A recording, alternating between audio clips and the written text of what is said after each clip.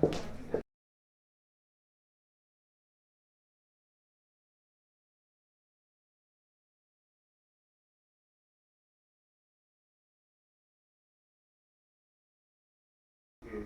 próxima semana, si hay sesión, ya tenemos dos caballeros y una dama voluntarios.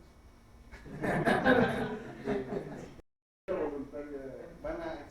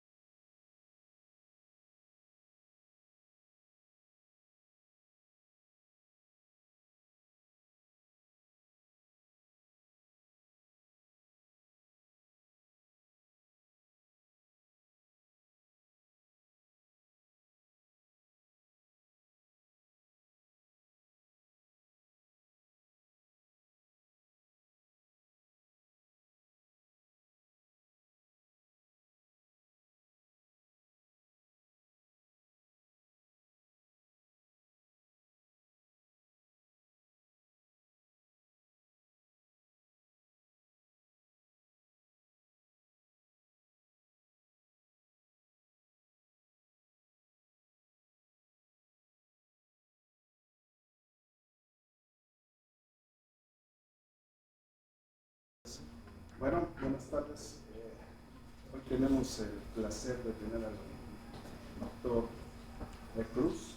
Él nos envía una breve reseña curricular y dice más o menos algo como esto. Dice que obtuvo la licenciatura en la UNAM en física. Posteriormente hizo un doctorado en física médica en la Universidad de Wisconsin-Madison. Se dedica a la investigación en física aplicada a la medicina, particularmente al uso de inteligencia artificial en imagenología, si lo dije bien, imagenología médica. Actualmente hace una estancia postdoctoral en el Instituto de Física de la UNAM. Y bueno, pues doctor, le agradezco muchísimo su ayuda, su presencia, porque esto enriquece nuestro seminario. Gracias. Muchas gracias. Bueno, sí, muchas gracias por la presentación. Buenas tardes a todos. Yo soy Juan Pablo y el día de hoy les voy a estar hablando de inteligencia artificial y cómo es que la podemos aplicar a la física médica. El énfasis en la aplicación es porque yo soy físico médico, pero en realidad este tipo de tecnologías se pueden aplicar a cualquier problema de física. En realidad, a veces como físicos nosotros pensamos que somos ajenos a toda esta parte de la programación, no nos concentramos mucho en aprender lenguajes de programación, pero en realidad es una herramienta esencial porque ya hoy en día las posibilidades que nos dan las computadoras pues son de frontera, son bastante buenas. Muchos problemas teóricos igual se están atacando con inteligencia artificial. No sé si sepan que esta imagen que obtuvieron del agujero negro hace unos pocos años, pues parte del algoritmo para obtener la imagen era inteligencia artificial. Entonces yo les voy a hablar de eso hoy, pero la mayoría de ustedes son estudiantes, ¿verdad? Sí. No me gusta mucho hablar sobre mi propia investigación en este tipo de pláticas. Prefiero que se lleven algo y aprendan algo. A mí no me sirve presentarles un montón de gráficas con los geniales que son los resultados, ¿no? Preferiría que aprendieran y se llevaran el día de hoy un mensaje muy importante, que es que estas herramientas en realidad, a pesar de que su nombre lo indica así, no son inteligencia. Están muy lejanas a ser inteligencia y en realidad sí, no son una caja negra como muchos creen, sí tienen todo un fundamento matemático detrás, que tal vez todavía no es de todo entendido, pero no son cajas negras, ni es un misterio, ni se está creando conciencia, ni nada de esa noticia amarillista, ¿no? Y bueno, primero como una especie de introducción, para irnos relajando y entrando en materia, pues todo esto de los autómatas y la inteligencia artificial no es un tema nuevo. En realidad desde los comienzos de la civilización ya teníamos esta ilusión de siempre estar creando una máquina que pudiera pensar por sí misma, ¿no? Como ejemplos, aquí les pongo, este es un fotograma de una película con efectos visuales muy interesantes. A mí me gusta mucho el cine, es de Jason y los Argonautas, y como especie de estatua de bronce que está ahí es Talos, que protegía la isla de Creta, y ese se considera algo así como que el primer autómata de la civilización occidental, al menos en letra escrita, porque se dice que Talos es una especie de objeto de metal, especie de robot, pero en realidad sería como más bien un cyborg, porque tiene una vena de sangre que va desde la cabeza hasta el talón, que es la que le provee la vida. Se supone que Hefesto es el que hace esta estatuota. Pero aquí lo importante y lo que se me hace muy interesante es de que siempre está esta combinación de la biología con lo artificial. Siempre queremos crear un autómata, queremos crear vida artificial, pero siempre como con este componente de inspiración en la naturaleza, siempre esta venita, ¿no?, que va de la cabeza al talón. Y también tenemos otros ejemplos, como por ejemplo en la cosmovisión judía, ¿no?, igual ustedes tal vez conocen esa anécdota. Pero bueno, entonces, ¿qué es lo que nos motiva a querer hacer esta especie de estos autómatas y en general a querer aspirar a la inteligencia artificial? Esto es muy debatible, pero en mi opinión muy personal, el objetivo es obtener un esclavo definitivo. Lo que les muestro acá es una ilustración que saqué del libro del Dr. Galaviz, que es un investigador en ciencias de la computación del UNAM. Su libro es muy bueno, se llama Elogio a la pereza, si pueden leerlo. Y justo él aquí muestra a este demonio del Belfegor que se le asocia generalmente con la creatividad, pero también con la pereza, porque justamente es esta dualidad de que la pereza siempre te lleva a la creatividad. Por trabajar menos, siempre tú buscas automatizar, buscas siempre hacer algo más sencillo. Y también tenemos por acá Aristóteles, que es como que el ajonjolí de todos los moles. Aristóteles no puede faltar en ninguna rama del conocimiento, y Aristóteles en su Política nos dice que la única forma en la que nosotros podríamos dejar de necesitar esclavos es que automatizáramos todas las maquinarias que nos ayudan a producir, ¿no? Bueno. Y entonces a lo largo de la historia ha habido muchos intentos por hacer autómatas, pero estos eran más que nada los inicios, estos eran juegos.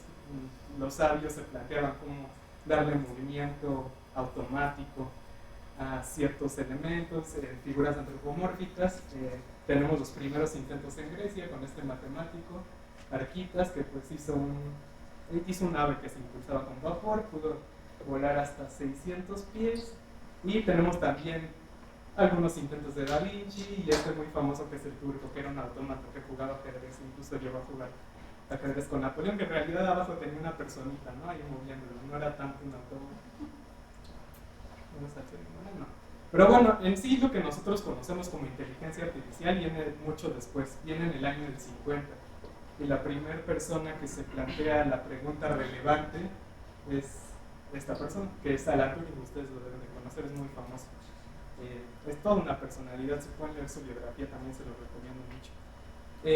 Alan Turing en el 50 planteó una pregunta que, les repito, es muy importante y es a la vez motivo de generar todo este desarrollo tecnológico de la inteligencia artificial, y también es frontera, o sea, es inicio y final, porque en sí es una pregunta que todavía nadie ha contestado, y la pregunta es: ¿puede una máquina pensar? Entonces, la contribución más importante de este artículo, si ustedes lo llegan a leer alguna vez, es que él no puede contestar en sí lo que es pensar. Él no puede decir si una máquina puede pensar o no, porque en realidad es un problema filosófico bastante denso. Pero lo que sí dice es: nosotros podemos hacer una definición heurística de lo que es el pensamiento, y así es como él plantea esto que se conoce como el juego de limitación, que en su versión más moderna simplemente se reduce a que ustedes están dialogando con dos personas desconocidas que están en cuartos contiguos, ustedes no los ven, y ustedes van a tratar de detectar cuál de los dos es el robot y cuál de los dos es el humano, ¿no? Sería el juego de imitación. Si el robot es tan bueno que puede imitar un comportamiento humano y ustedes no se dan cuenta, pues ya pasó lo que se conoce como el test de Turing, y pues esa va a ser la definición heurística que nosotros vamos a utilizar para empezar a hacer sistemas que nosotros vamos a llamar inteligentes, muy entrecomillados, porque hay muchas objeciones de este test, y de hecho cae en una postura filosófica que en filosofía de la mente se le conoce como funcionalismo, y es demasiado debatible. Entonces, al final nosotros la definición con la que nos quedamos cuando hacemos este tipo de cosas de inteligencia artificial es de que una máquina o un dispositivo lo vamos a considerar inteligente si nosotros le proveemos datos puede aprender de los datos y puede desarrollar tareas de forma autónoma. Nosotros ya no tenemos que darle instrucciones de forma explícita. Esa es la única, digamos que es la definición con la que nosotros podemos empezar a trabajar. Ahora, bueno, les pongo este fotograma. Les digo, a mí me gusta mucho el cine. Esta es una película que se llama Alien Covenant y me gusta mucho porque justo ilustra este principio que planteó un japonés, el doctor Mori, que es que nosotros intentamos hacer autómatas que se parezcan cada vez al ser humano y sean tan autónomos como el ser humano, pero hay un valle que se conoce como valle inquietante en el que el parecido ya nos empieza a asustar, ¿no? Y que es exactamente lo que está pasando ahorita con todos estos desarrollos de ChatGPT, que hace poquito hubo un test fallido de aplicaciones de defensa, nos empieza a asustar llegar hasta ahí. Y es justo lo que se plantea en esta película. Si la pueden ver, es, yo creo que la mejor representación de la angustia existencial que experimentaría un robot si pudiera pensar, pero yo personalmente creo que ese punto no es posible. Y bueno, ahora vamos a ponerle nombre a las cosas, nombres y apellidos. Hay una gran confusión porque inteligencia artificial es todo un campo, inteligencia artificial es como un gran conjunto. Ustedes que son físicos pues entienden bien esto de los conjuntos. Un subconjunto sería el aprendizaje máquina. Es una forma muy particular de hacer inteligencia artificial, pero no es la única. Hay muchas más y de hecho en los años 70 pues, hubo todo un boom de algoritmos y un montón de cosas. Pero el aprendizaje máquina es lo que actualmente está más de moda, muy particularmente lo que se conoce como aprendizaje profundo, que es también un subconjunto de este aprendizaje máquina. Aprendizaje máquina, pues también hay enfoques un poco más tradicionales que los actuales. Pero sí, nada más no dejarse llevar de que nada más aprendizaje profundo, deep learning es inteligencia artificial, no. De hecho, muchos de los algoritmos más exitosos lo son justo porque combinan varias técnicas, ¿no? Una parte, por ejemplo, los algoritmos recomendadores de Netflix, una parte la hacen con redes neuronales, otra parte la hacen con enfoques más tradicionales que tienen que ver con álgebra lineal, etc.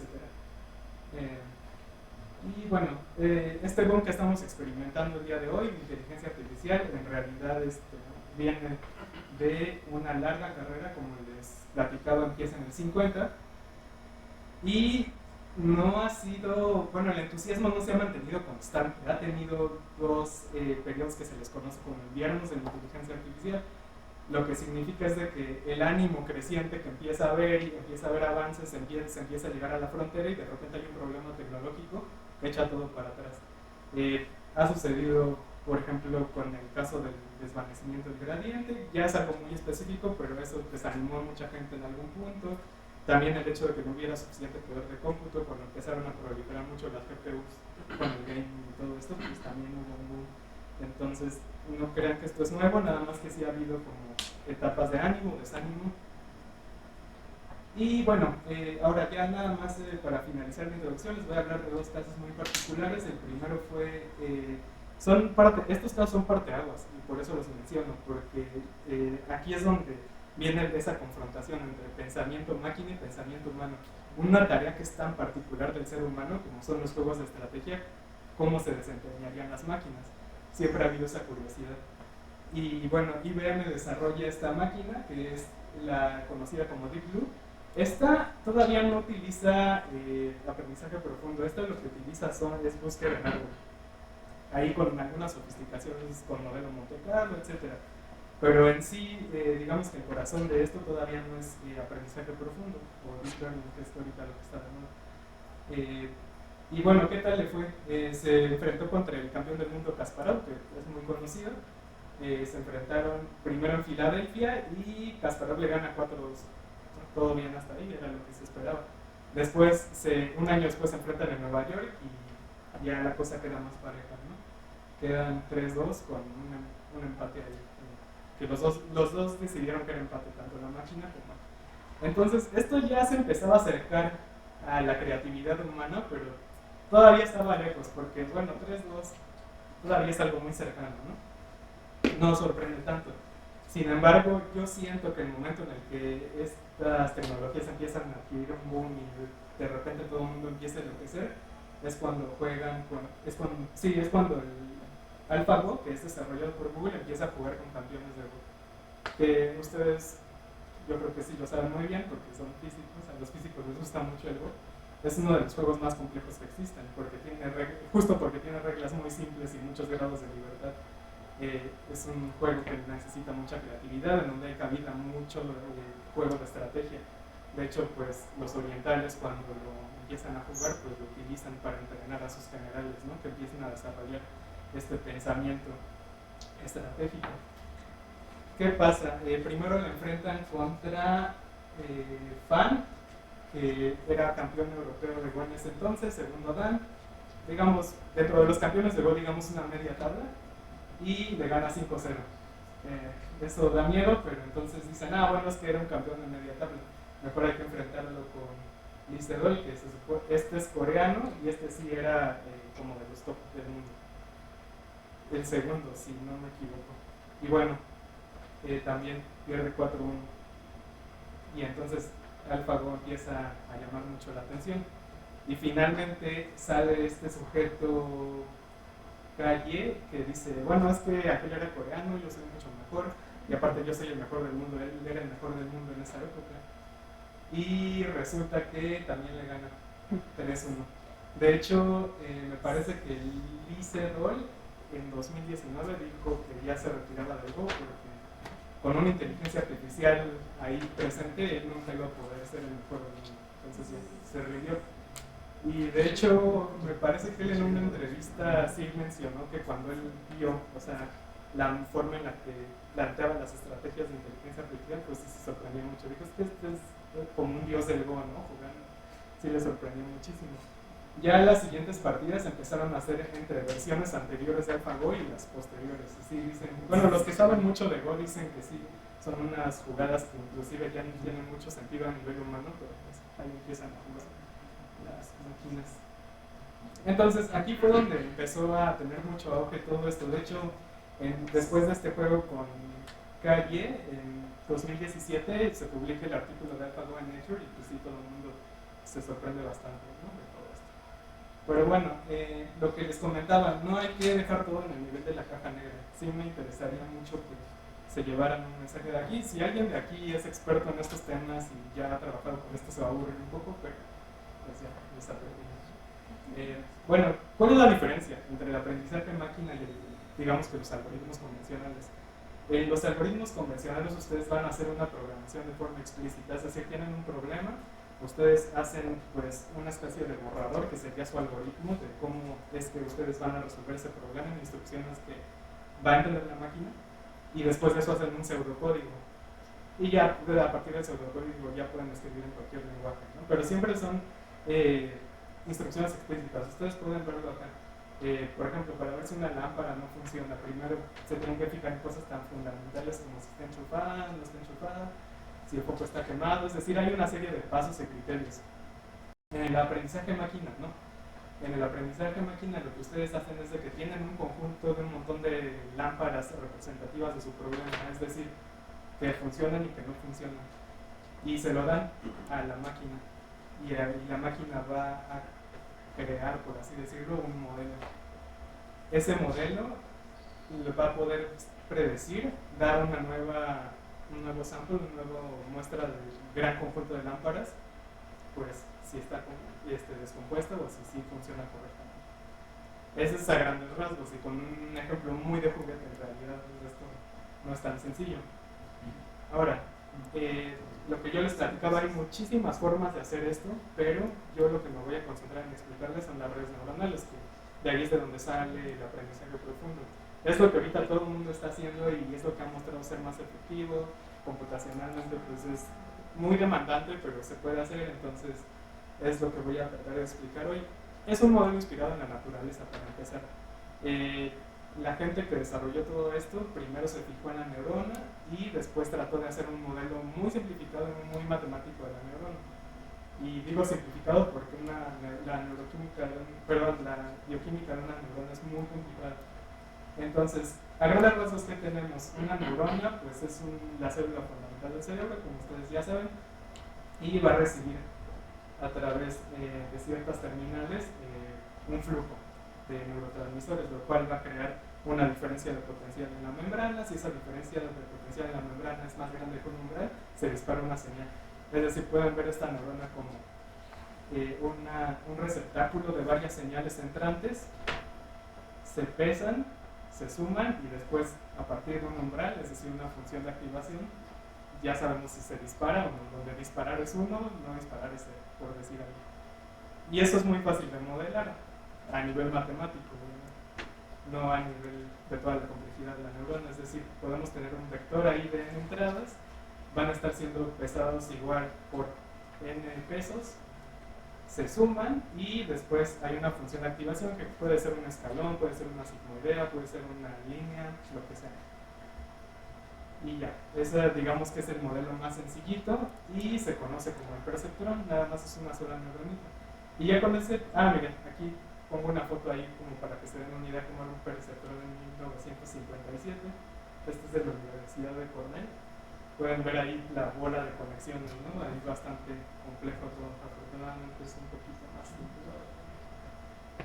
Y bueno, solo con el perceptrón ya pueden empezar a hacer un montón de cosas, porque si se fijan, esta parte de aquí, sin tomar en cuenta la función de activación, es la ecuación de un microplano en las dimensiones que ustedes quieran, ¿no? En 2 dimensiones sería nada más una línea. Y las líneas nos sirven, por ejemplo, para problemas de clasificación, porque en problemas de clasificación nosotros tenemos un espacio de características que pueden ser las que ustedes imaginan, peso, color, estatura, lo que sea que estén clasificando, tienen un espacio de características y los datos de ciertas clases van a estar en clústeres, van a estar como apelmazados, amontonados en ciertas zonas, y con líneas ustedes pueden separar esas zonas. Eso es lo que está haciendo una neurona al clasificar. Ahora, esto no sirve nada más para problemas lineales. Si ustedes son suficientemente inteligentes, pueden hacer transformaciones y a través de la transformación crear divisiones no lineales, por así decirlo, ¿no? Si ustedes saben la ecuación de un círculo, por ejemplo, ahí pueden parametrizar el círculo y hacer un espacio que sea circular, separan muy bien los datos. Ahora, no se puede hacer todo con la neurona. De hecho, esta fue una de las causas de uno de los inviernos de inteligencia artificial. No pueden hacer estructuras muy complejas, por ejemplo, para hacer una clasificación de 5 clases, ¿no? Ya se vuelve muy complejo.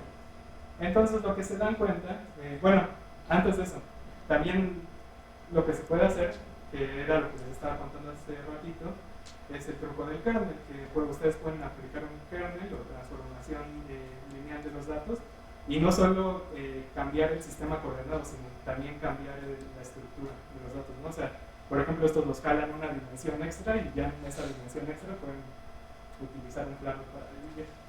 Pero imagínense qué tendrían que hacer acá, ¿no? Está muy complicada esa forma. Ese tipo de división de datos, a pesar de que nosotros visualmente y cualitativamente podemos ver que ahí hay 2 clases entre los puntos rojos y los azules, no podríamos analíticamente decir que un kernel nos lleva a este tipo de separación. O bueno, al menos yo no puedo. Si ustedes conocen una función que haga eso, pues, entonces, de lo que se dan cuenta los investigadores es de que apelmazando un montón de neuronas, es decir, conectándolas como sucede naturalmente en el cerebro, es que ellos pueden empezar a hacer funciones más complejas que dividen el espacio de forma mejor, y así pueden empezar a hacer mejores clasificaciones, resolver problemas de forma más robusta. Ahora, ¿cómo acomodar esas neuronas? Es un reto. A la fecha no hay como un método bueno, pero lo que sí se sabe y está demostrado matemáticamente, y de hecho es la piedra angular de todas estas técnicas, es el teorema de aproximación universal, que básicamente lo que te dice es de que a partir de una red neuronal de estructura arbitraria, ustedes pueden modelar cualquier tipo de función con un error dado. Es decir, ustedes plantean el error, ustedes lo fijan, y a través de un proceso de optimización y de aprendizaje a través de datos, ustedes pueden aproximar cualquier función. Por eso se conoce como teorema de aproximación universal, porque básicamente tienen una máquina o una caja negra que puede ajustarles cualquier tipo de fenómeno y puede hacerles un modelo de cualquier tipo de fenómeno. Ahora, estos teoremas, como siempre, están chistosos porque te dicen que existe una solución, pero no te dicen cómo encontrarla. Es lo que pasa siempre en matemáticas. Entonces, ¿cómo encontrar esa estructura, esa red neuronal que te aproxima a la función que tú quieres de forma, digamos, dada, bueno, más bien con un error fijo? es una tarea que no es tan sencilla y no es trivial, pero al menos se sabe que hay una solución, entonces ahora hay que buscarla. La forma en la que se busca esto es igual de forma heurística y muy experimental, prueba y error. Hay gente que ya ha hecho trabajos y dice, bueno, este tipo de redes sirven para las cosas y tratan de darle una explicación de por qué les sirvió. Pero en general lo que se ha visto que funciona es hacer conexiones entre neuronas de forma profunda. Por eso se llama esto deep learning o aprendizaje profundo. Porque se trata de ir no haciendo ancha la conexión de neuronas, no haciendo ancha la red, sino más bien irla haciendo profunda. Poner muchas capitas de red de neuronas. Aquí se le va, a este conjunto de neuronas se les va a llamar el input o la entrada. Va a haber una capa de neuronas que va a ser la de salida y todo lo que está en medio se le va a conocer como neuronas escondidas. Así se llama. Y bueno, hay una gran arquitectura de redes. Ustedes se pueden poner tan creativos como quieran, porque aquí ya tener neuronas y poderlas armar en un lenguaje de programación como por ejemplo Python ya les da todo un set como de especie de legos, ¿no? Tienen sus bloquecitos y ustedes ya pueden empezar a conectarlos de la manera que a ustedes se les antoje. Se ha visto que algunos tipos de redes sirven más para algunas cosas, otros sirven más para otras. Por ejemplo, esta llamada AlexNet, que es muy famosa, también desarrollada por Google, sirvió mucho para clasificar imágenes. Ahorita para hacer estas cosas que yo hago de física médica, de limpiar imágenes, de encontrar artefactos, una que se llama Juno, que tiene forma de búho. O sea, la gente va encontrando como arquitecturas que ya son efectivas para ciertas cosas y les repito, tratan de darle una explicación, sí tratan de fijarse en por qué tal vez aquí tal vez está haciendo esto y ya a partir de ahí todo el mundo lo empieza a utilizar, pero en sí no hay una metodología muy concreta para decir, bueno, este es el tipo de red que yo quiero utilizar. Y bueno, déjenme ver cómo voy a decir. Bueno, entonces ya les expliqué un poquito de cómo es que funcionan estas redes. Ahora los voy a transportar un poco al mundo de la física médica, porque es lo que yo hago y son el tipo de problemas que yo resuelvo. Entonces, pues bueno, es la aplicación en la que me voy a enfocar. Nosotros en física médica, a pesar de que tiene este gran nombre de médica y trata de abarcar todos los campos de la medicina, en realidad en lo que más hay trabajo es en cáncer, porque es donde se necesitan muchos esfuerzos para la detección del cáncer y para tratamiento. Y aparte es lo que los hospitales cobran más, entonces, pues bueno. Ahora les muestro las estadísticas de la OMS. Esto lo dejé de la página oficial de la OMS si lo quieren consultar. ¿Por qué? Porque aquí les quiero recalcar pues el motivante que nosotros tenemos para empezar a aplicar tecnologías eficientes para el diagnóstico y tratamiento de cáncer. Es una enfermedad que está creciendo. En esta primera figura, eje X es el año, eje Y es la incidencia, el número de casos entre 0 y 85 años. Y pues pueden ver, ¿no?, que desde los finales de los 90 hasta nuestra época es una tendencia creciente. En hombres, perdón, sí. No, en mujeres es creciente y aquí en hombres con presentía sale una ligera tendencia hacia abajo, pero en general digamos que la tendencia es creciente. Ahora, también hay unas predicciones, hay modelos predictivos que nos indican que la incidencia de cáncer de aquí al año, no alcanzo a ver qué es, déjenme verlo acá, olvidé el año, esto es hasta 2040, cómo van a ir cambiando por región. Y si se fijan, la verdecita de aquí abajo es México, ¿no? Sí, hay un saltito de aquí a 2040. Pues son saltitos que se dicen fácil, pero ya son porcentuales, entonces un 4 o 5% ya multiplicándolo por toda la población es muchísimo. Igual acá en esta figura hay números de incidencia de diferentes tipos de cáncer y pues en el eje X es la N, es decir, el número, el eje Y son los diferentes tipos de cáncer y pueden ver que pues sí andan bastante altos, ¿no? Entonces, esta es la motivación de hacer física médica, que en realidad la física médica, todo su sustento teórico viene de la física nuclear y los primeros grandes físicos médicos fueron físicos nucleares, son casi exclusivamente puras aplicaciones de cosas nucleares a medicina, aunque ahorita ya empieza a diversificarse más. tradicionalmente así es como sucede. Entonces, esta es una foto de microscopía electrónica de una célula y lo que les marco en azulito es el núcleo. ¿Por qué? Porque aquí lo que yo les quiero explicar muy a grandes rasgos es de que pues sabemos que la unidad fundamental de la vida es la célula. Dentro de ese núcleo que está en azulito tenemos una molécula muy importante, el ADN, que por cierto descubrió otro físico, y este ADN, muy a grandes rasgos, en realidad es mucho más complicado que eso, es un libro. Es un libro donde la célula aprende el buen comportamiento, cómo comportarse bien como una célula. Y ahí va a estar encriptado todo, su síntesis de proteínas, etc. Porque bueno, últimamente hablando con biólogos me han contado que no todo está en la célula, perdón, no todo está en el ADN. Bueno, a grandes rasgos ahí está casi toda la información de lo que hace la célula. Ahora, ¿qué es lo que pasa con el cáncer? Pues ustedes tienen su libro de buen comportamiento, se lo prestan, había un diablito molestón y se los devuelve todo roto y rayado. Dañaron su ADN, les dañaron su manual de cómo ser una buena célula. Y este tipo de daños puede suceder por cualquier cosa. O sea, este diablito molestón puede ser que hubo una mutación espontánea o, por ejemplo, puede ser que se expusieron a radiación. Hay muchos cancerígenos en la naturaleza, pueden ser un montón de cosas. Entonces, acá les muestro un pequeño diagramita de por qué eso es muy relevante, porque si ustedes no saben cómo comportarse como una célula, van a empezar a hacer cosas muy raras, entre ellas proliferar de forma descontrolada, crecer de forma incorrecta y además se empiezan a reproducir y se empiezan a diseminar por todo el cuerpo, que es lo que se conoce como metástasis, que es el periodo al que no queremos llegar. Nosotros quisiéramos parar la enfermedad por aquí para que no se regara todo el cuerpo. Ya cuando se rega todo el cuerpo, pues es bastante difícil de diagnosticar, bueno, de tratar, y la parte de localizar, ya todo el cuerpo pues, ya está lleno de lesiones, ¿no? Entonces, factores de riesgo del cáncer, hay varios. Por ejemplo, fumar, yo creo que sería todo el mundo que sabe, sobrepeso, alcohol, dieta. Hay causas naturales, hay algunos patógenos, no tener mucha actividad física. Entonces, bueno, aparte de todo esto es estocástico. Nadie tiene un modelo determinista de saber si te va a dar cáncer o no.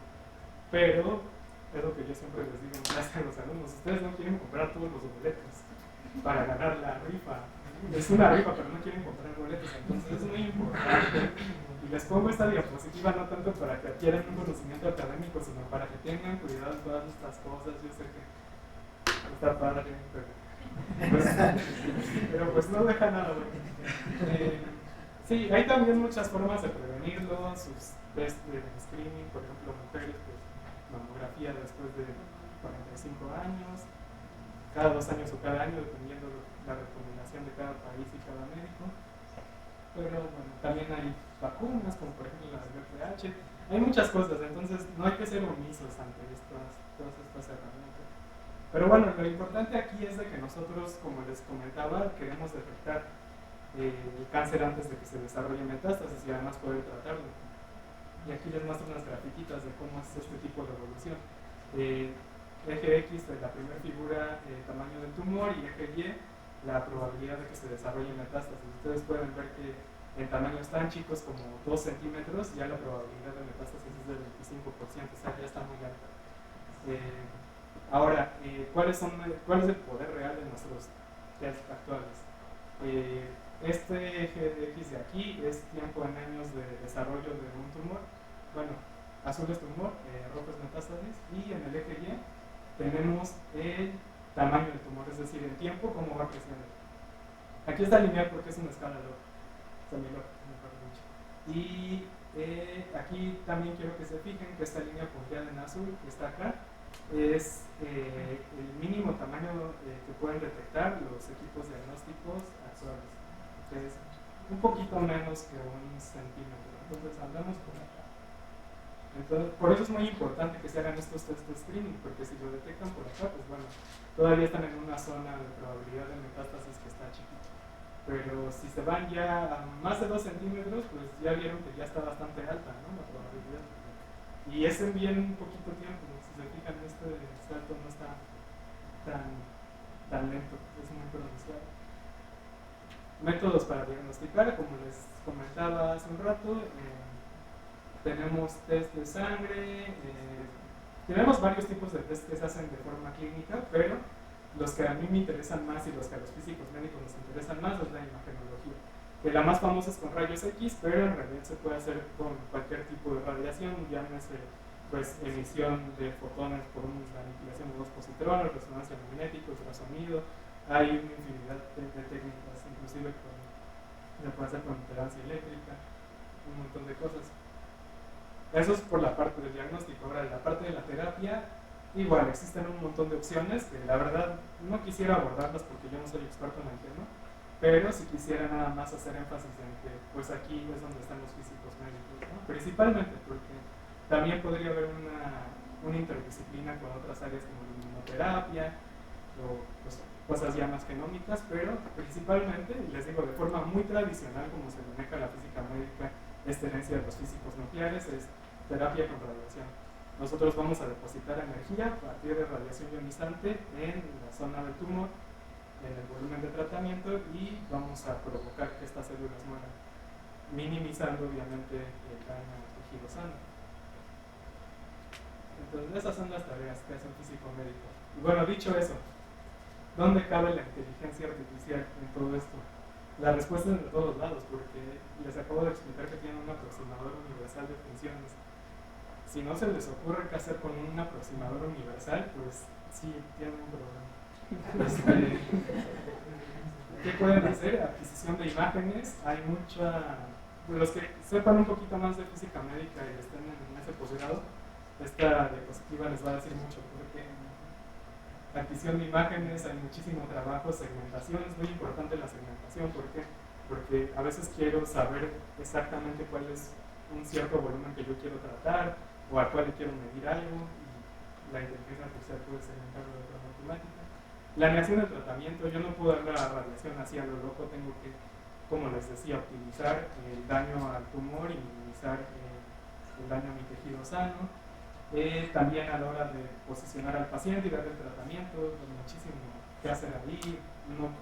Nosotros tenemos que garantizar que no hay problemas de alineación, que si el paciente bajó de peso ya el tratamiento ya no va a conformar de la misma forma. Eso también se puede hacer con la inteligencia artificial. Muchos problemas que en realidad tradicionalmente requieren mucho esfuerzo, con inteligencia artificial ya se están haciendo muy fácil. Aseguramiento de calidad. Es decir, yo puedo tener toda una base de datos de test de cómo está funcionando la máquina y en algún momento puedo predecir si va a fallar en un mes, cosas de ese estilo. También yo he estado haciendo.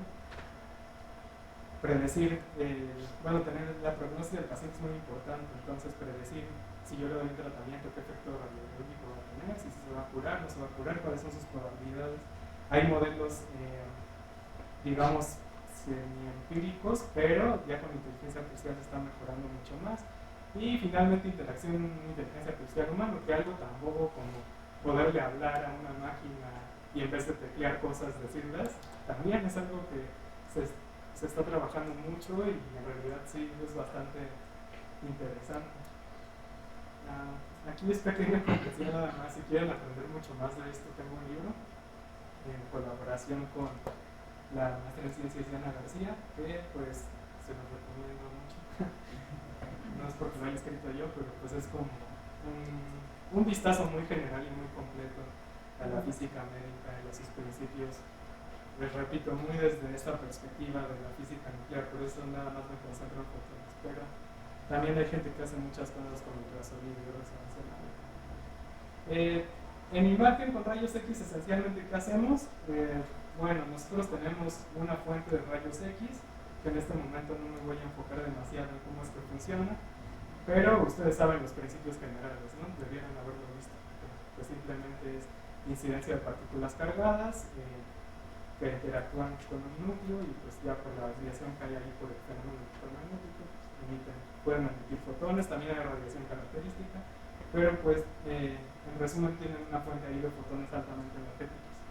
Y esos fotones van a atravesar el cuerpo de un paciente y van a crear una sombra. Esa sombra, esencialmente, la información que les va a dar es qué tanto se absorbió de esos fotones en diferentes zonas. explicado de forma muy sencilla, porque pues ya mis alumnos les podrán contar cuánto nos pasamos en el curso nada más estudiando ese pequeño hacer una sombra, no es tan sencillo. Ahora, en mamografía, ¿qué es lo que se hace? Se utilizan rayos X, obviamente una energía adecuada para que haya una atenuación y un contraste en la mama, y se toman cuatro, lado izquierdo, lado derecho, y se toma medio lateral, cráneo caudal y medio lateral oblicuo, es decir, de arriba para abajo y una como diagonal. Y los médicos ahí hacen todo tipo de interpretaciones, que si es una masa especulada, que si no, es muy complejo, por eso les pongo aquí esta caricatura. Es una de las estructuras más complejas para interpretar, sobre todo porque hay problemas en la naturaleza de la adquisición de la imagen. ¿Qué tipo de problemas? Que es una adquisición de imágenes bidimensional. Yo voy a tener los tejidos todos traslapados, no voy a poder distinguir mucho entre estructuras que se están empalmando. Es una estructura de las más demandantes, por eso es de las que hay mayor interés en aplicar inteligencia artificial. Decimos, bueno, sí, es muy difícil para los médicos, vamos a ver qué tal lo hace una máquina. Un médico les puede detectar el 70 al 90% de las lesiones que le llegan, o sea, el 70 al 90% de los exámenes que le llegan, pues le va a atinar. Ahora vamos a ver cómo lo hace una máquina. Salió en 2020 un artículo en Nature que a mí me gustó muchísimo porque está muy bien hecho y por eso lo utilizo así como ejemplo de miren lo que se puede lograr. Este artículo es de unos investigadores de Norteamérica que tienen una gran cantidad de datos de mamografías de Reino Unido y de Estados Unidos y los utilizan para entrenar una inteligencia artificial. No me quiero meter mucho en los detalles de la metodología porque ahí está el paper, lo pueden ver. Lo que sí quisiera destacar acá es que, pues miren, ¿no? Acá está como que la figurita con los resultados más importantes. Estas son las gráficas que se conocen como curvas ROC, que también los estudiantes han sufrido mucho con esto este semestre. Lo que se muestra aquí en el eje X es la 1 menos la especificidad, es decir, la fracción de falsos positivos. Es decir, si a ustedes les llega una imagen, ustedes dijeron que era positiva, que sí tenía cáncer y en realidad no tenía. Eso es un falso positivo. Y acá lo que tienen es en el eje Y es la sensibilidad, es decir, verdaderos positivos. Nosotros lo que quisiéramos, y digamos que el nivel Dios, es que esta gráfica asociada a un lector que está leyendo mamografías fuera constante, ¿no? Se mantuviera siempre en uno.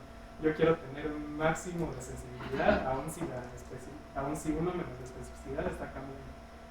Ese es el comportamiento igual. Si no entendieron nada de lo que dije, nada más quédense con que esto es perfecto. Tener constante 1 es indicador de que ustedes tienen un desempeño perfecto. Y entre más se acerquen ustedes a esa idealidad, a este Buda todo iluminado, son mejores. Y pues acá pueden ver, ¿no? Porque la inteligencia artificial ellos la están graficando con negro. Y el resto de los observadores, que me parece que son 5, no son 5, perdón. No, sí, o sea, cada gráfica es para cada observador, el observador está en colorcitos y la inteligencia artificial está en negro, pues a todos los ganan, porque se está acercando mucho más a la realidad. Si se fijan, todavía no es perfecta, porque todavía no alcanza ese nivel de iluminación, pero sí le está ganando a todos los médicos y se supone que estos son expertos radiólogos con muchos años de experiencia. De hecho, en la metodología de este paper, pues usted puede poner a ver ahí qué tipo de características, ¿no?, tenían los vectores. Eso nada más es para mostrarles un ejemplo de lo que se puede hacer y del poder que tienen estas tecnologías. Algo que ha costado muchísimos años, tanto de desarrollo tecnológico como de entrenamiento de radiólogos, con un conjunto de entrenamientos se puede superar. Así de fácil. Y bueno, ¿cuál es el área de oportunidad que yo veo? Esta es una opinión muy personal. Otras personas van a decir otra cosa, pero el área de oportunidad que yo veo, al menos para el desarrollo de la investigación en México, es que la inteligencia artificial sirva como un nivelador para países en desarrollo. Esto que les muestro aquí es una foto de una instalación, si así se le puede llamar, de ultrasonido en un país de Centroamérica que en este momento no recuerdo. Luego se me van los datos muy feos, ya es la de la pero sí, como pueden ver ahí está la máquina de ultrasonido, pero las condiciones son muy insalubres. Imagínense qué médico va a querer ir a hacer diagnósticos ahí, porque aparte los médicos quieren estar en los lugares más fancy, no se quieren ir a provincia. Entonces, imagínense el reto que hay de hacer diagnósticos aquí. Bueno, no lo vamos a solucionar con inteligencia artificial, es mucho más complejo que eso, pero sí podemos incentivar y nivelar algunas cosas. Por ejemplo, el diagnóstico remoto es una de esas cosas en las que hay mucha área de oportunidad. Yo puedo tomar una imagen de ultrasonido con este equipo muy deficiente y se le puedo dar una imagen, le puedo dar la imagen a una inteligencia artificial para que haga un diagnóstico preliminar y ya nada más alguien remotamente desde Ciudad de México verifique y dice sí, ok, está bien o no, arregló la máquina, ¿no? Entonces, cosas de ese estilo se pueden empezar a hacer. Ahora sí, hay cosas que no se pueden solucionar de esta foto, pero al menos sí podemos empezar a nivelar los sistemas de salud. Es un área que a mí particularmente me interesa mucho. Otros les van a decir que mejor hay que hacer dinero. Y bueno, ya por último, nada más me gustaría que también se llevaran a casa el mensaje de que estas tecnologías no son la panacea. De hecho, estamos abriendo una caja de Pandora y no nos hemos dado cuenta. Hay bastantes limitantes y desventajas de usar estas tecnologías. Y no es de que se vayan a volver conscientes y vayan a acabar con nosotros, es mucho más complicado que así. Entonces, la primera, son demasiado costosas en energía. Nadie habla de eso porque creen que la luz es gratis, se genera por ahí generación espontánea, pero acá les muestro una tablita del entrenamiento de una red neuronal. Estas de este artículo en particular son para procesamiento del lenguaje natural, que es lo que hace la gente que hace ChatGPT, BART y todo esto. Es decir, tratar de entender la estructura del lenguaje humano y comunicarse con él. ChatGPT particularmente es una red de tipo Transformer. Entonces, por ejemplo, la red tipo Transformer emite nada más de su entrenamiento, del entrenamiento de esa arquitectura, emite más de 5 veces más CO2 que 5 coches en toda su vida útil. Así de dramático está este asunto. Obviamente, las redes neuronales que nosotros vamos a hacer, digamos, en investigación académica, que es con un GPU chiquito y son del orden de 1000, 2000 imágenes, pues tampoco el costo va a ser tan excesivo. Pero imagínense un montón de universidades haciendo todo esto al mismo tiempo y además los grandes gigantes de Big Data, como Google, Microsoft y todo esto, ellos sí están trabajando estos niveles. Ellos sí, para que vean, están emitiendo estas cantidades de carbono, más otro tipo de servicios que dan, porque aparte ellos cobran por usar la nube. Entonces esto se vuelve muy demandante en energía. ¿Y de dónde va a salir toda esa energía? O sea, de nada sirve que, por ejemplo, ustedes usen su carrito Tesla que es eléctrico si ese carrito Tesla va a estar funcionando con una red neuronal que consumió 5 veces lo que su carrito se va a ahorrar, ¿no? Entonces no tiene sentido. Entonces hay que buscar formas más eficientes de entrenar las redes neuronales. Ahorita un área de investigación muy importante es justo esa, cómo entrenar una red neuronal con pocos datos. Una opción es aprendizaje por transferencia, que es algo que particularmente yo he hecho. Otra cosa que no nos gusta mucho de este tipo de metodologías, sobre todo los físicos, porque pues ya saben, los físicos somos mucho de explicar cosas y hacer modelos, es que son cajas negras. Sí, yo les acabo de explicar ahorita que en realidad no son tan cajas negras, hay un fundamento matemático, etc. Pero cuando ustedes ya tienen una red neuronal ya real, con su estructura, su arquitectura, sus peces, todo, es muy difícil que ustedes puedan explicar qué está haciendo. Es decir, se pueden utilizar una serie de técnicas de interpretabilidad, que es también otra área de investigación, hacer interpretable la inteligencia artificial, pero en realidad nunca van a saber bien exactamente qué está haciendo su red neuronal. Y es un problema epistemológico, porque entonces, ¿cómo van ustedes a generalizar? ¿Cómo me garantizan que su sistema, que puede tratar a 1000 pacientes, va a tratar bien al 1001? Eso no lo pueden garantizar. Pero bueno, esto en realidad es un problema de la ciencia en general. También soy muy aficionado a la filosofía, entonces es un problema de la ciencia en general, el inventado problema del cisne negro, de la inducción de Hume, que les dice, bueno, si ha salido todas las veces el sol, ¿qué les garantiza que mañana va a salir? No pueden contestarme. Spoiler, no pueden contestarme. Y si creen que sí, ahí me mandan un email. ¿Qué más? ¿Qué otra desventaja? Que estas tecnologías están muy hambrientas de datos. Necesitan muchísimos datos para entrenarse.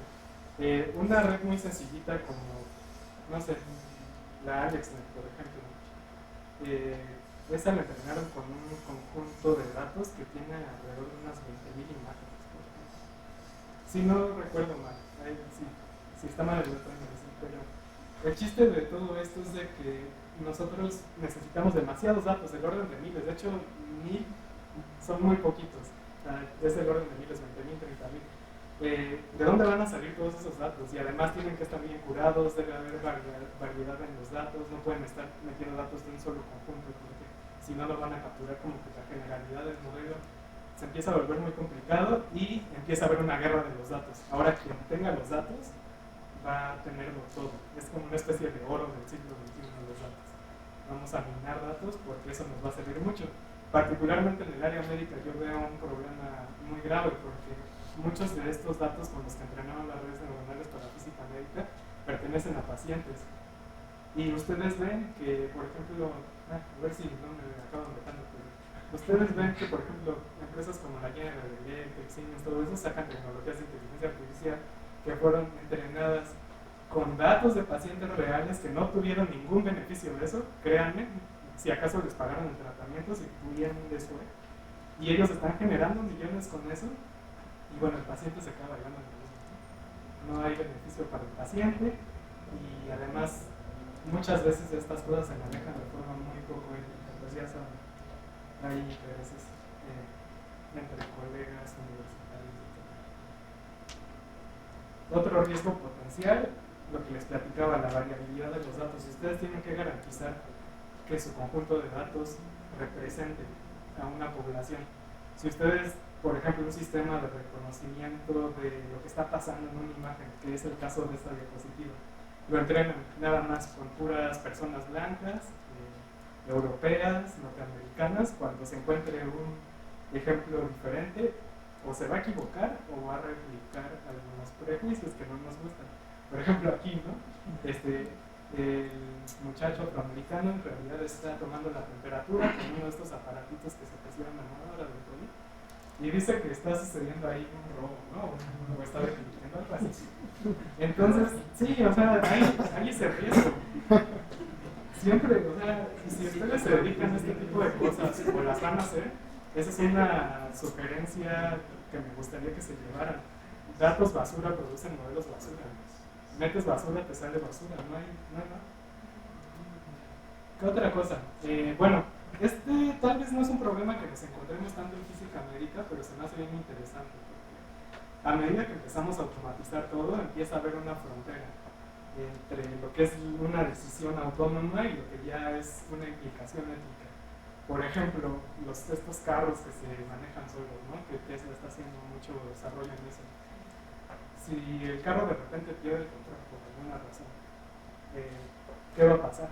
¿Qué decisión tiene que tomar?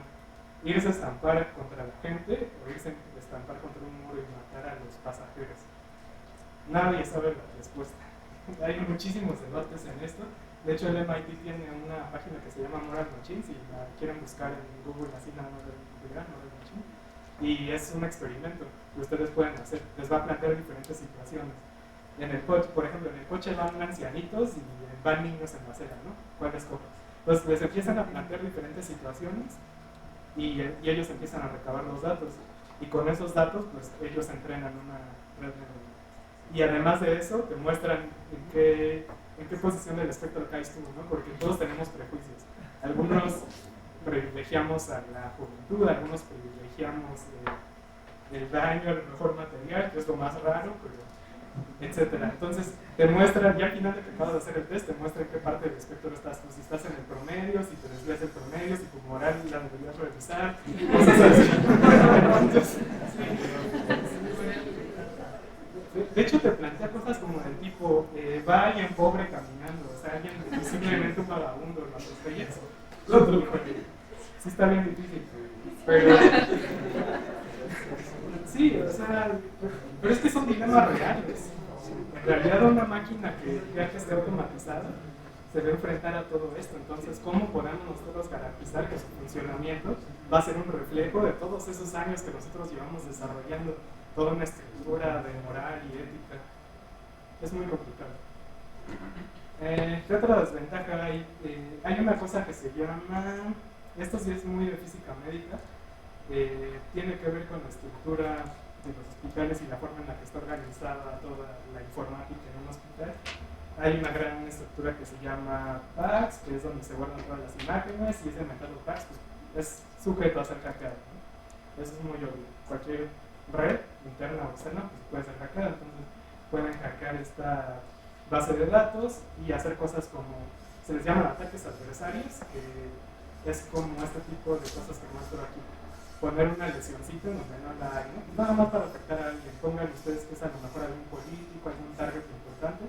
Yo le meto ahí un tumor y que lo traten, y en realidad no tenía nada y nada más lo dañé. Y a lo mejor hasta, con suerte hasta se muere, ¿no? Entonces, sí, entonces, esto es un peligro y es real. De repente, por ahí hace unos días vi un trabajo de un conocido que justo trataba de abordar este problema, pero era muy costoso en datos, en realidad no se me hacía una buena solución. Pero sí, es algo en lo que se está pensando, solo tenganlo en cuenta, es otra de las aristas de la caja de Pandora. Y yo creo que la más importante de todas es la cuestión de los trabajos, ¿no? No sé si ustedes recuerdan de sus clases de historia de la secundaria que les hablaron de estos sujetos productistas que pues estaban muy espantados con todo esto de la revolución industrial, la preocupación de que el humano fuera a ser sustituido por la máquina, y se pusieron a destruir máquinas en forma de protesta.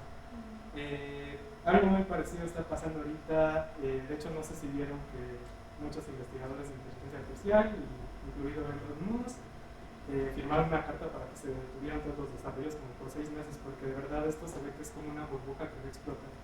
Muchas cosas están automatizando, ya cada vez somos más, van a escasear los trabajos, entonces es muy importante como que revisitar muchos conceptos. Yo les recomiendo mucho esta plática del doctor Jorge, ya no me acuerdo cómo se apellida, Jorge Veraza.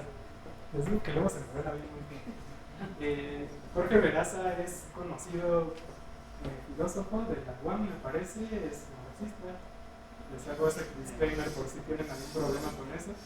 Él está estudiando mucho como estas interacciones laborales que hay ahora con la inteligencia artificial, cómo es que van a cambiar todo este concepto, obviamente desde la perspectiva marxista de la lucha de clases. Entonces por eso les digo, si ustedes no creen mucho en este enfoque teórico, pues no les va a hacer clic, pero a mí se me hizo una planta también interesante. Sí, es un problema, sobre todo a nivel hospitalario, pues ustedes lo vieron, ¿no? Demostrar una inteligencia artificial que puede superar a un médico el diagnóstico. Entonces el empleador del hospital se va a preguntar, ¿para qué necesito tantos médicos si puedo tener nada más uno que esté revisando todos los resultados de la inteligencia artificial? Cosas así van a empezar a pasar. Entonces tengan mucho. Y ya, es todo lo que yo tengo para contarles. No sé si tengan alguna duda, si quieren darme un poquito más de lo que yo hago en particular, les puedo decir, pero pues sería hasta aquí.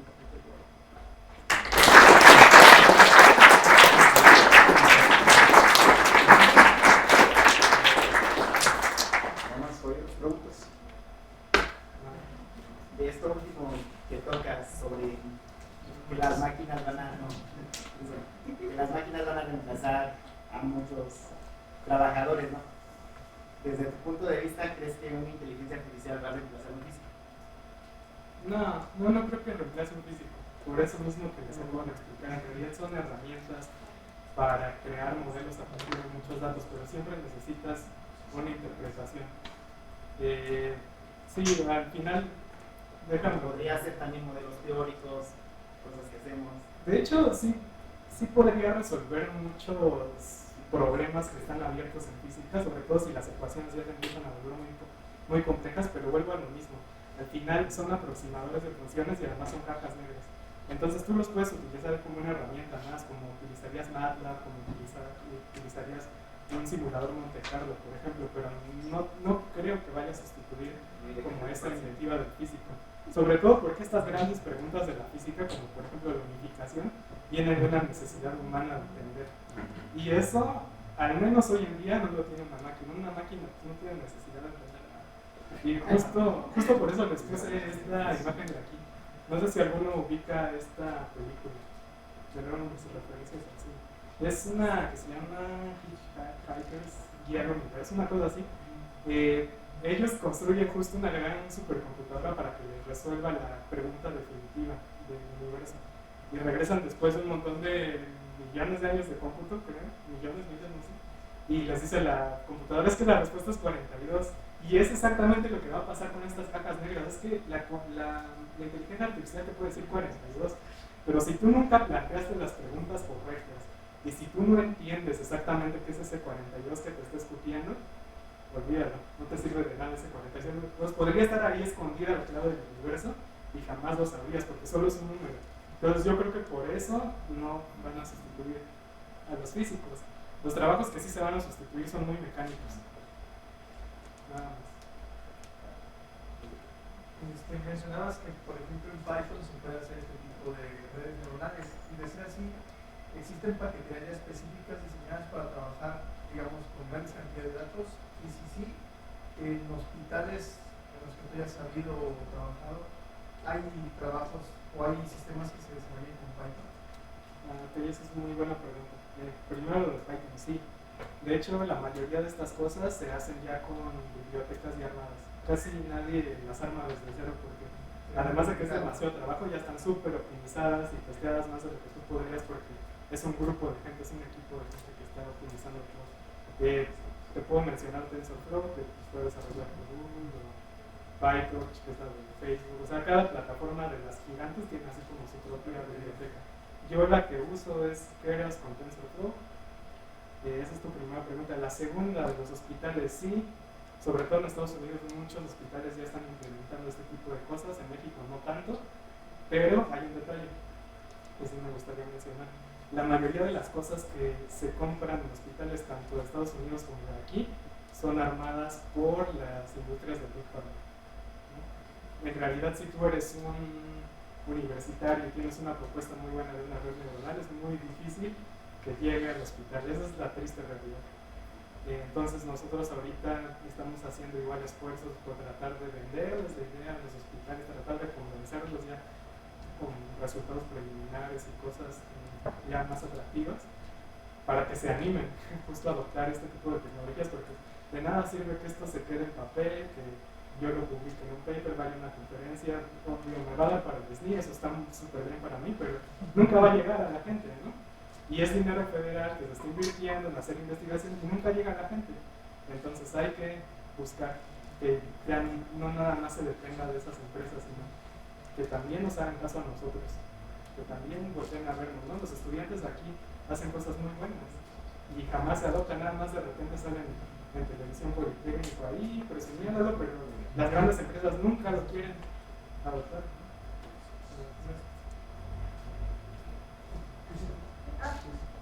Quisiera saber como específicamente en mi imagen qué es lo que tú haces. Sí. Yo he hecho varias cosas, pero digamos que la que he estado trabajando más últimamente son hicimos un trabajo de corrección de artefactos de dispersión en el mundo.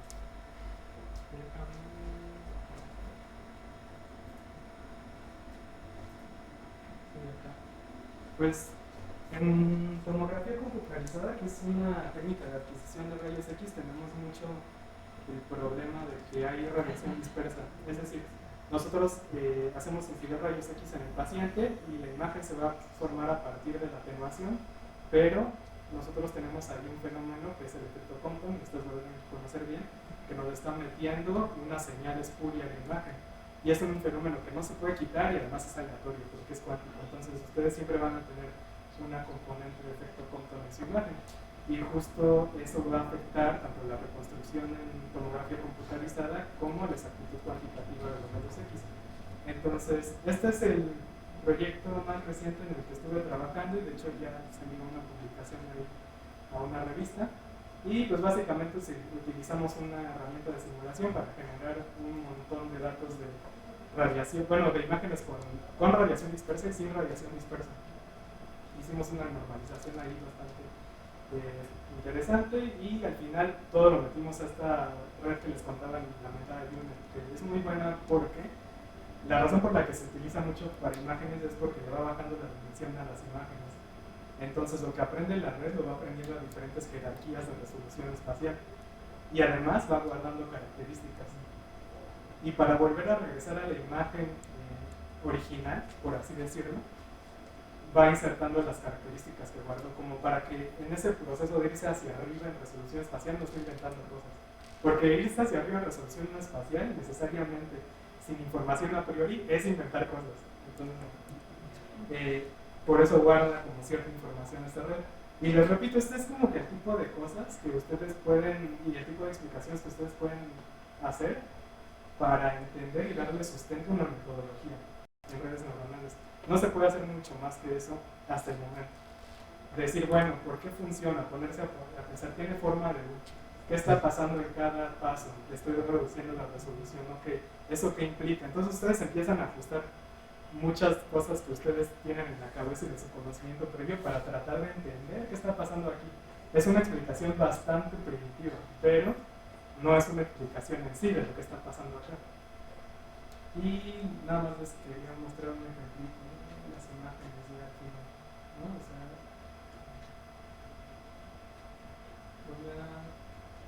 son los perfiles. Esas son las funciones de pérdida, esas son los datasets que utilizamos. Por ejemplo, esto, ¿no? Estas son imágenes de pelvis y esta es la contribución nada más de la dispersión. Esta es esa señal espuria de las que les hablaba. Si ustedes tienen unas de rayos X de puro efecto Compton, esta es la contribución que van a tener en una imagen, en un CT de pelvis, ¿no? Por ejemplo. Y acá ya es digamos que es imagen residual, esa señal espuria, pero ya después de la corrección con la red neuronal, que si se fijan todavía sigue habiendo un poco de basurita, pero esta basurita es debido al endurecimiento de AS, no es estática. Entonces sí logramos limpiar bien estas imágenes. Y para corregir este tipo de artefactos existen métodos analíticos, existen métodos semi-empíricos, o sea, sí hay todo un conjunto de herramientas para hacerlo, pero si ya tenemos esta tecnología de las redes neuronales, podemos hacerlo mejor y además podemos hacerlo con un solo modelo. No necesitamos estar aplicando diferentes cosas para diferentes kernels, un modelo para corregir todos esos tipos de artefactos. Eso sería una aplicación.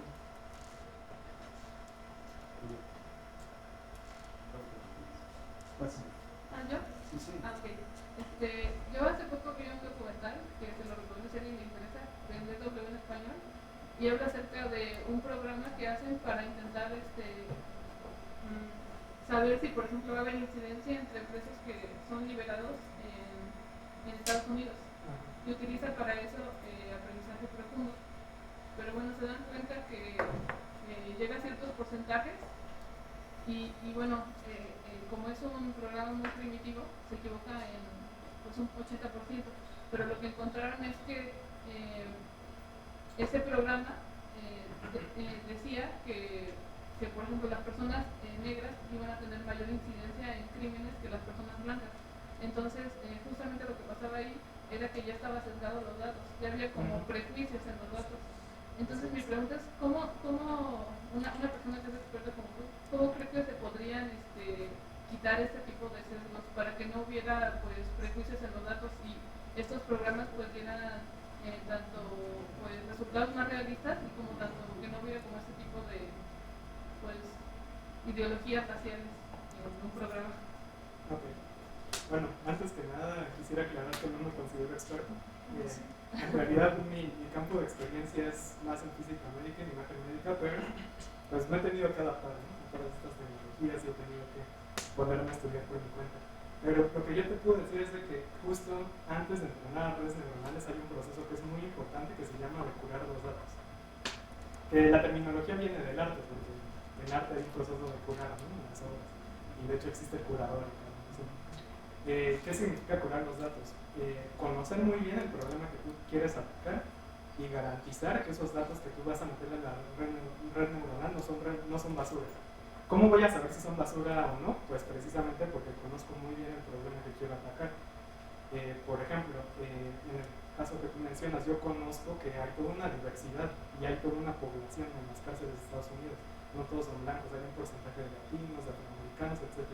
Entonces yo trato de ajustar, bueno, no ajustar, más bien trato de escoger los datos y dárselos a la red de tal manera que yo represente el fenómeno en su globalidad, o al menos tan global como yo pueda. A veces no se puede, porque, por decir algo, a lo mejor mi población no es tan grande de cierto grupo y a lo mejor no tengo datos suficientes de esta clase en particular. Ni modo, se trabaja con lo que se tiene, pero tú ya sabes que tu sistema tiene limitantes ahí. Entonces sí, todo es cuestión de curar bien los datos, conocer bien tu problema y garantizar que hay diversidad en lo que le estás metiendo a la red. Diversidad, y aparte que no es data que está llena de basura, porque lo mismo, si son datos muy malos, no va a aprender gran cosa. Y, por ejemplo, esa red que les mostré del scattering, yo la alimentara con puros datos ruidosos, cortados, no sé, que el detector estaba malo, pues no va a aprender muy bien.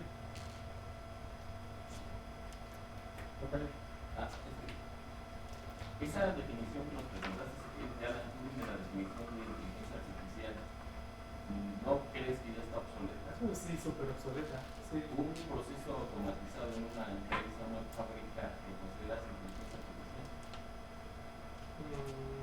O sea, un proceso automatizado por humanos. No, un proceso donde un conjunto de máquinas interactúan para tener un producto. Ya. Mira, yo te diría que no es inteligencia artificial, porque no conozco mucho la parte de automatización de procesos en las fábricas, la clave, pero yo diría que no es inteligencia artificial porque no siempre hay un elemento de intervención humana. O sea, inteligencia artificial es de que tú nada más le des los datos y la máquina solita empieza a entender entre comillas. Repito, esto no es... Siempre hay que hacer el símil de inteligencia humana como para aterrizar todo, pero no pasa así. La máquina empieza a entender la estructura conceptual, empieza a entender los procesos, empieza como a organizar todo, a hacer esa organización que nosotros hacemos de forma, digamos, conceptual. Y ya, eso yo le llamaría inteligencia artificial. ¿Las redes neuronales son la única forma para crear inteligencia artificial? No, existen otras más. De hecho, lo que les comentaba, esa máquina que jugó ajedrez con Kasparov y Turov, esa funciona con árboles de decisión, que básicamente un árbol de decisión es muy simple. Por ejemplo, si tú en el juego del gato tú tienes todas las posibilidades de poner tachecitos y circulitos en los puntos del tablero, ¿no? Conoces todo el espacio de probabilidad y entonces los empiezas a recorrer. Bueno, en realidad en búsqueda del árbol lo recorres hacia atrás, y los empiezas a recorrer hacia atrás y empiezas a jugar una cosa que se llama Minimax, que es quiero maximizar mi ganancia y aparte voy a minimizar la del otro. Y empiezas a ver qué ramas de todo ese juego de historias y universos posibles empieza a ser la que te favorece más. Para la inteligencia artificial no podría también utilizar estadística, probabilidad, redes neuronales, que diga tomas de celulares o redes de algoritmos eléctricos. Sí. ¿Qué programa utilizaste para hacer tu trabajo de selección de puntos o de máquinas? ¿De selección de puntos? La selección de, ya ves que había en la imagino que presentes al último. Ya, sí. El de la corrección de scatter. Ahí lo que utilicé fue una red neuronal de tipo UNet y ya, o sea, utilicé puro aprendizaje profundo. ¿Cómo se llama el programa? Todo eso lo hice en Python y utilicé la biblioteca TensorFlow para hacer toda la programación. Ahora, lo que dices es bien importante, porque sí es cierto. Sí hay mucho que se puede combinar, algoritmos genéticos, se puede usar estadística muy tradicional. Pues empiezan a combinar técnicas y las metodologías empiezan a ser más robustas. Utilizar así redes neuronales nada más de golpe es como el approach de hombre de las cavernas, nada más pegarle bien duro. Pero a medida que tú empiezas a combinar técnicas, empiezas a tener un sistema mucho mejor y que es más eficiente. Es algo que actualmente se le conoce como metaaprendizaje, es decir, ya vamos a ir más allá del aprendizaje. Tengo varios métodos para hacer inteligencia artificial y los voy a poner a competir a todos. Y a veces voy a tomar las predicciones de uno, a veces las de otro, a veces las voy a combinar, las voy a ponderar dependiendo de qué tan buenos son estos sistemas. Ya se empieza a complicar más, pero es mucho más robusto y es mucho mejor.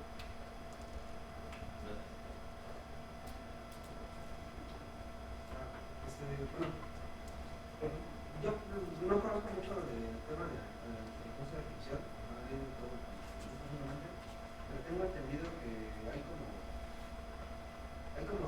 como dos divisiones. Por ejemplo, alfa 0, por ejemplo, también está.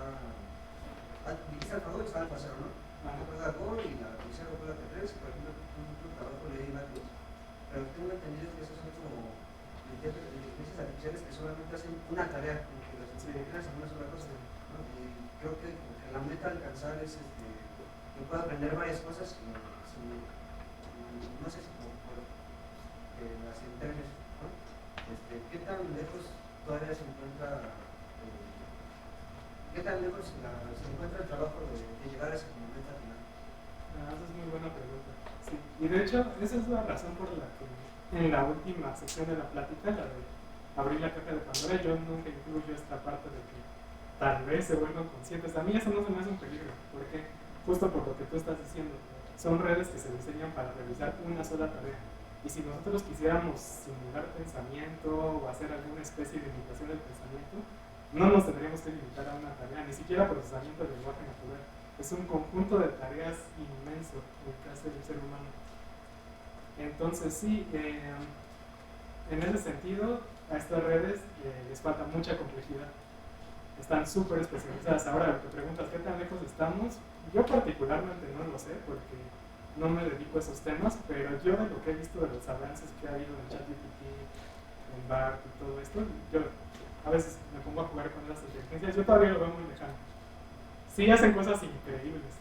De hecho, sí, hasta los usan para la tarea ustedes, pero sí, está muy lejos todavía de lo que puede hacer un inteligencia.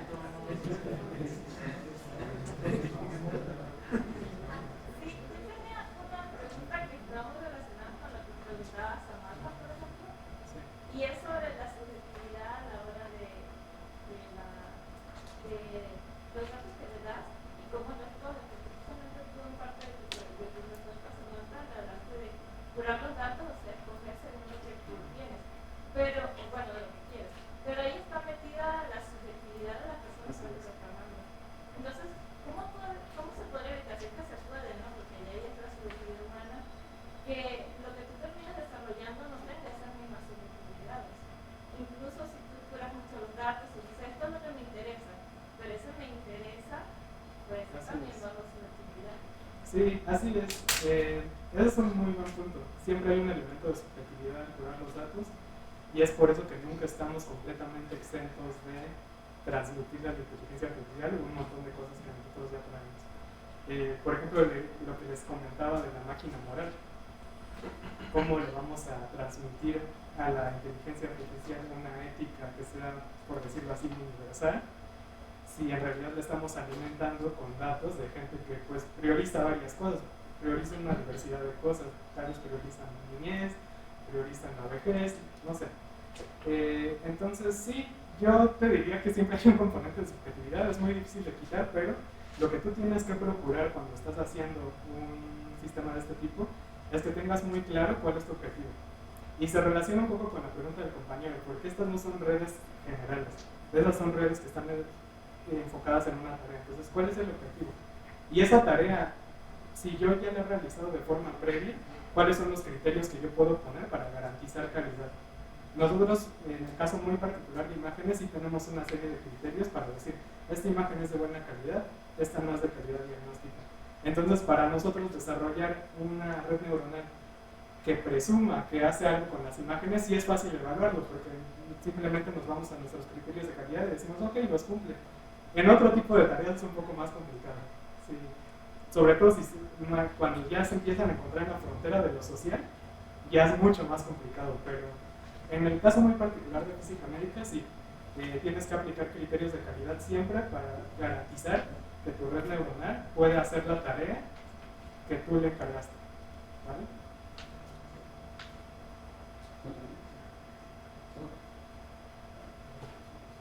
¿Nos podrías hablar en términos generales sobre el desvanecimiento del gradiente? Ok. Ustedes ya se lo saben. Mira, el desvanecimiento del gradiente es un problema porque lo que sucede es a nivel numérico. A nivel matemático no es un problema, sino que es a nivel numérico. Porque tendríamos que hablar mucho sobre cómo se entrena una red neuronal, pero así a grandes rasgos, y como te lo puedo resumir, es de que tú, para entrenar una red neuronal, tienes que minimizar algo que se llama función de pérdida. dicha función de pérdida es lo que tú construyes a través de los datos.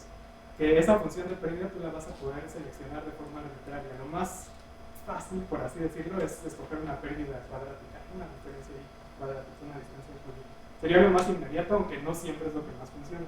Ok, ahora, ¿cómo voy a minimizar esa función de pérdida con los datos finitos que tengo? Se aplica un proceso que se conoce como retropropagación, que lo que vas a hacer es de que con un batch de datos, es decir, un conjuntito muy chiquito de datos, tú los metes a la red neuronal, ves la predicción que te da tu red neuronal en el estado en el que se encuentre, ves las diferencias entre la predicción y lo que tú conoces como la realidad, porque pues apenas lo estás entrenando y supongo que tú sabes tu target, y ese error tú lo regresas, por eso se llama retropropagación, tú lo regresas a través de la red. Y con ese regreso de la red puedes empezar a capturar gradientes y hacer algoritmos que involucren gradiente en descenso para optimizar tu función de pérdida. Ahora bien, cuando tú estás regresando el gradiente, empiezas a tener imprecisión numérica, porque cada que lo empiezas a regresar en cada capa se te empieza a desvanecer, por así decirlo. Entonces, ese es el problema del desvanecimiento de gradiente. Tiene ahí un conjunto de soluciones, entre ellas utilizar funciones que sean de muy fácil, funciones de activación que sean muy fáciles de derivar, por ejemplo el arreglo, por eso se puso de moda, porque es una línea recta. La derivada de una línea recta es una constante, entonces ya ganaste, ¿no? Y ese tipo de cosas es lo que te puedo comentar así como un rato. Sí, nos sigues ayudando a responder las preguntas. Sí.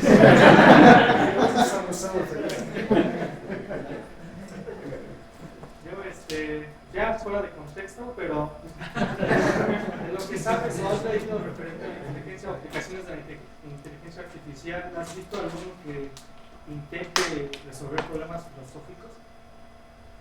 No, pero yo estoy en eso. Entonces, si me interesa, sí, requiero a alguien que le meta tecla, tal vez alguien de servicio social o algo así, porque sí, justo ando tratando de hacer eso. Con el lenguaje natural, justamente. Bueno, no sé si alguien más ya lo haya hecho, seguro sí, algún chino ya se le ocurrió. Pero yo no he visto tantos papers sobre el asunto, entonces sí es algo que me interesa explorar muy particular.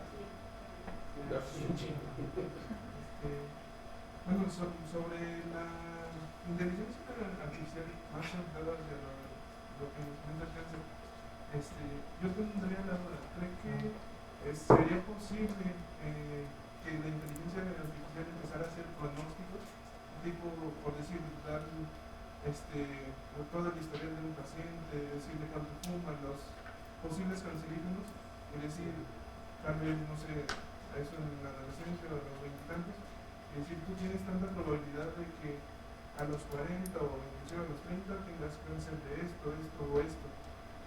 No sé si eso sea posible o qué tan factible puede ser, o inclusive con respecto a la metástasis, viendo imágenes de tumores, su tamaño, todo lo que nos comentó, qué tan probable podría ser que el paciente desarrollara metástasis y utilizar eso como un apoyo, una prevención a todo eso. Sí, ese es un problema bien interesante, la verdad. Sí hay intentos por hacerlo, pero hoy por hoy no es posible. ¿Por qué? Porque es muy complicado. Es un problema que ya tiene demasiadas variables y demasiados grados de libertad. Entonces, hacer modelos sobre eso ya se empieza a volver muy complicado. Si hay modelos, para hacer ese tipo de modelos tienes que acotar tus variables, obviamente.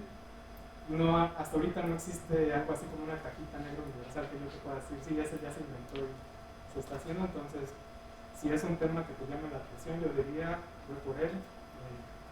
El límite está en lo que alcanzas a hacer en esta vida, porque sí es un problema bastante complicado, pero sí es algo que particularmente a mí me llama la atención, porque justo a partir de las imágenes médicas, lo que uno puede hacer es sacar parámetros de textura. Estos se conocen en nuestro campo como radiómica, es decir, tener una imagen y sacarle parámetros de textura que después puedan correlacionar con cosas ya sea clínicas o genéticas. Y a partir de ahí, nosotros lo que podemos hacer es hacer series de tiempo. Por ejemplo, puedo estar tomando un escaneo. Es mucho en dosis, yo lo sé, pero esto es nada más como una idea muy general. Puedes estar tomando un escaneo periódicamente sacar esos parámetros de radiómica y ir viendo cómo evoluciona la serie de tiempo.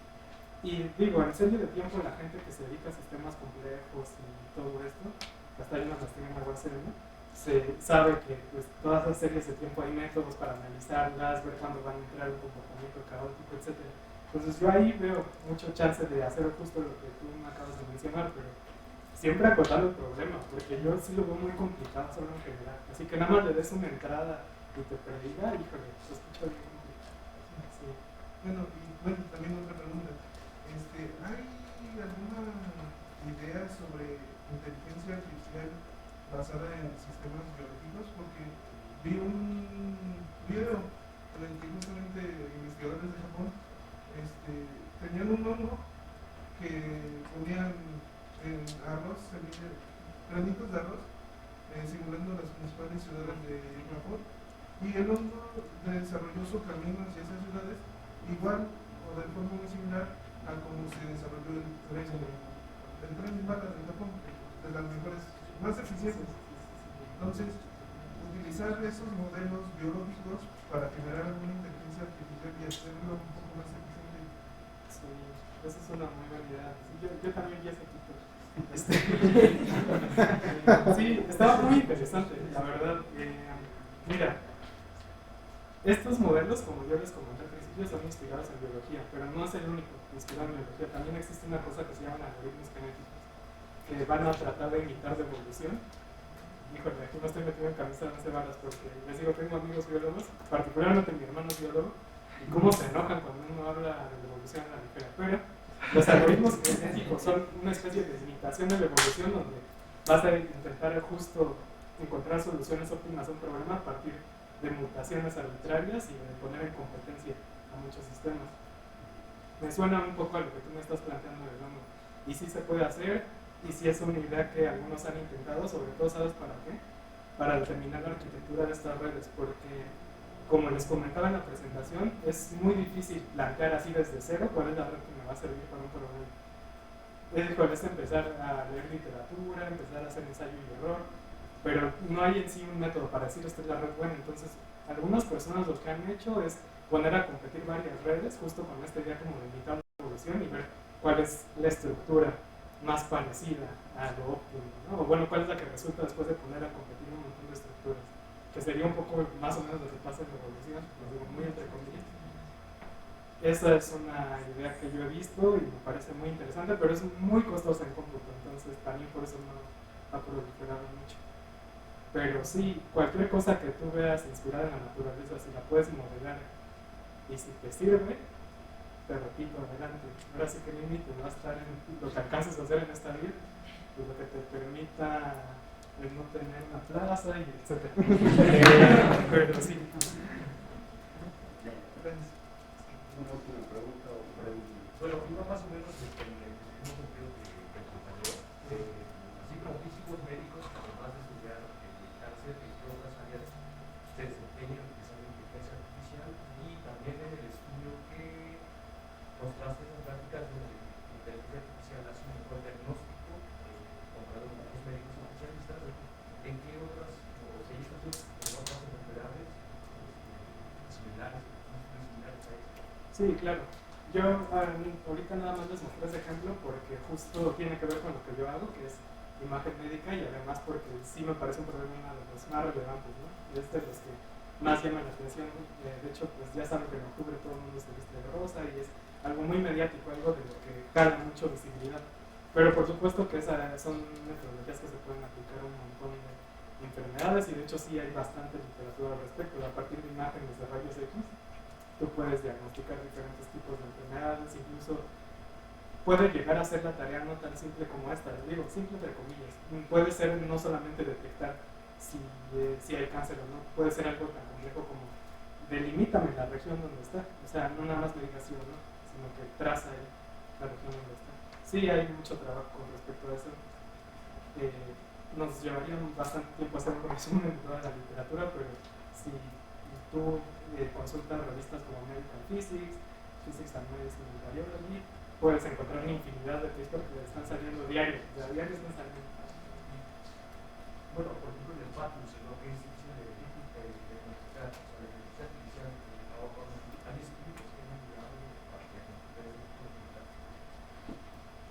como otra vez técnicas de Parkinson, por ejemplo. Parkinson, Es difícil, ¿no? Que sí. diagnosticar.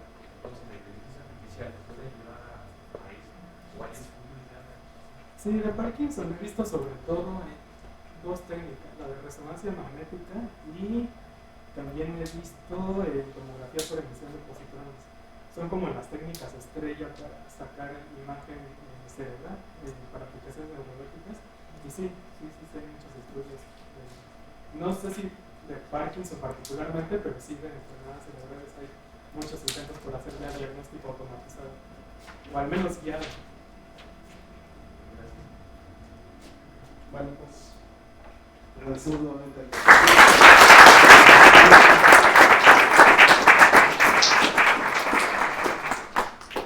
y le entregamos su reconocimiento. Gracias. Para que siga haciendo su bien. Genial. Está mejor que su reconocimiento. Sí. Bueno, les agradezco su presencia. Damas y caballeros, saben que la próxima semana es un seminario obligatorio.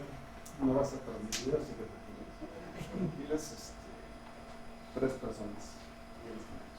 Nos vemos el próximo.